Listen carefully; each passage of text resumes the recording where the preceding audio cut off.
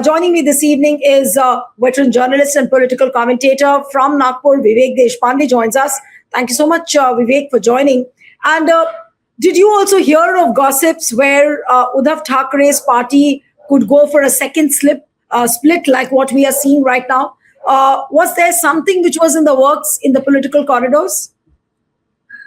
No, I think it was in the air for quite some time, but not exactly for the last about 7-8 months or 1 year or 2 years. This kind of course, in case of Uddhav Thackeray's Shiv Sena, it was not very much expected because this party has already split once. That was in 2022. Right, and a large chunk of the party MLAs and MPs and even ordinary workers, they shifted loyalty to Eknath Shinde's camp. So this has happened once with the original Shiv Sena led by Uddhav Thackeray. Now the original Shiv Sena officially is Eknath Shinde's, but in the public mind, the original Shiv Sena is still with Uddhav Thackeray. Now it has happened once. Nobody was expecting it to happen second time. This is the first party in India which is being split second time in a span of 4 years. So it was not expected because the thing is, those who wanted to go with Shinde, they've already gone, and a very big chunk has already shifted loyalty to Shinde's camp. So the normal expectation is that those remaining with Uddhav Thackeray, they were not afraid of any ED CBI raids. They were not afraid. They were not enticed by huge sums of money which were actually which changed hands during the Shinde split. So they were not kind of very given to allurement of money. They were not shifting their loyalty because they wanted to remain with Uddhav Thackeray Shiv Sena. Certainly, if 6 of these MPs change their mind and they are trying to shift towards Eknath Shinde's camp, what does it mean? It means that what the BJP is doing over the last so many years, everybody knows. The tactics that BJP does, the use of money, muscle power, everything that the BJP does is fairly well known in the political circles of the country. But if those people who had stayed put with Uddhav Thackeray all these years, despite that 2022 split, if a large majority of them, 6 of them, if they are trying to shift loyalty to Eknath Shinde after 4 years, it means that there is something lacking in the Uddhav Thackeray Shiv Sena.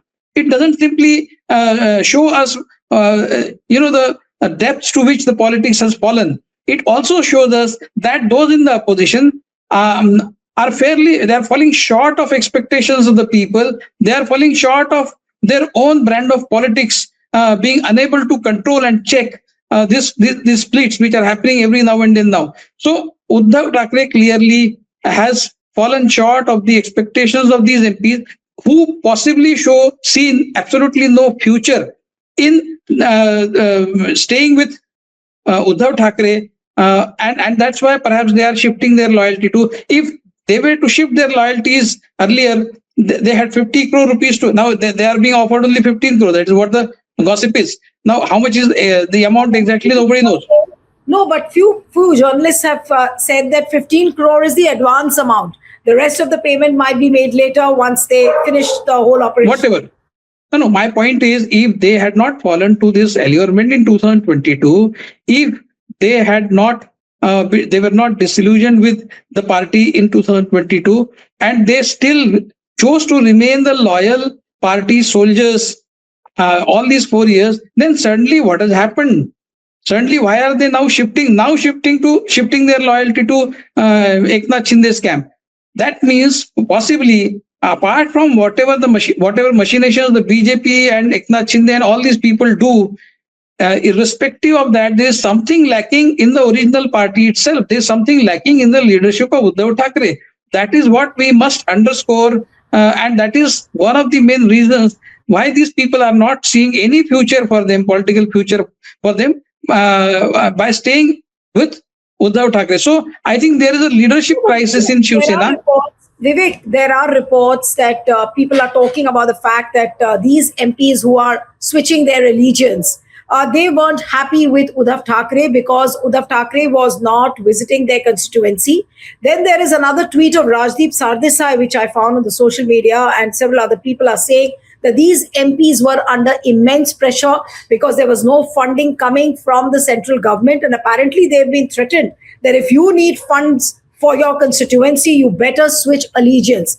Is how much merit is there in these ideas which are being floated around?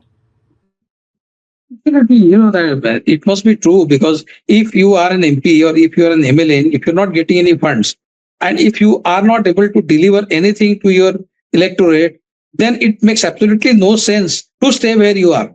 You need to go to some other place where you will get funds, you will be able to deliver something to your people, because that is what gives you an identity, that is what gives you space in the politics. If you are devoid of all these things, then there is absolutely no point in staying in politics. Either you quit politics or you join some party where you get all these facilities. So that is exactly what these people seem to have decided.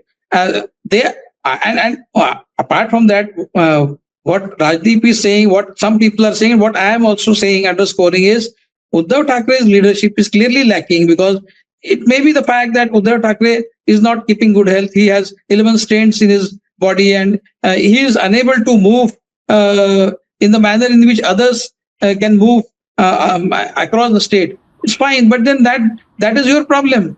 Why these MLAs or these MPs should pay the price for it? But the other side of the story can be that yes, Uddhav has lacked in displaying his leadership, but the brazen game which is played by BJP, the speed, the scale at which this kind of a split is happening, which is totally, totally unconstitutional. Anybody can, just hold a glass and tell you that this is utterly wrong and shameful what is being done. But how many people would take cognizance? I mean, Uddhav's lack of leadership is a bigger story, or the way the split is happening is a bigger story, because it also is a telling commentary on our institutions like the Election Commission, Supreme Court of India. What are the judges doing? Have they closed their eyes to what BJP is doing, especially after seeing what's happened in Bengal? No, Neelu, I think we have discussed what the BJP is doing, how the institutions have been taken over by BJP. Ad nauseum. We have done these discussions ad nauseum. For years, we have been doing this. For more than 12 years, we have been doing these discussions. And there is absolutely no doubt about the fact that BJP has stolen a march over its political adversaries in a very vicious way, in a very vitriolic way, in a very unconstitutional way that everybody knows. I mean, let's not discuss that anymore. See, if that is the problem, then you have to come out with a solution. And what is the solution? You have to reinvent your politics. You have to do something drastic to change the situation in your favor. If you keep on complaining about what the BJP has been doing, how the BJP has been using unfair means, how the BJP has been using unconstitutional means for years together, then there is going to be no end to it. And you have to reinvent your politics. You have to come out with a charismatic leadership like Rahul Gandhi is doing. See, Rahul Gandhi was also accused of being a part-time politician about a few years ago. But before 2024, Rahul Gandhi realized that he needs to be a different kind of a leader to get the people on his side. So he undertook that huge Bharat Jodo Yatra, a very important milestone in the politics of India, in the political career of Rahul Gandhi. He did a lot of legwork. He did a lot of hard work. He also did a lot of photo ops. He met the deprived sections of the people at different places. He recently went to Nicobar, where he did a diving expedition as well, and he took up the cudgels on behalf of the environmental activists and the people of Nicobar. So he is constantly reinventing himself, and he is showing signs of a very live leader over the last few years. That is exactly what needs to be done by leaders of every opposition party. And Uddhav Thackeray has been very badly lacking that particular initiative.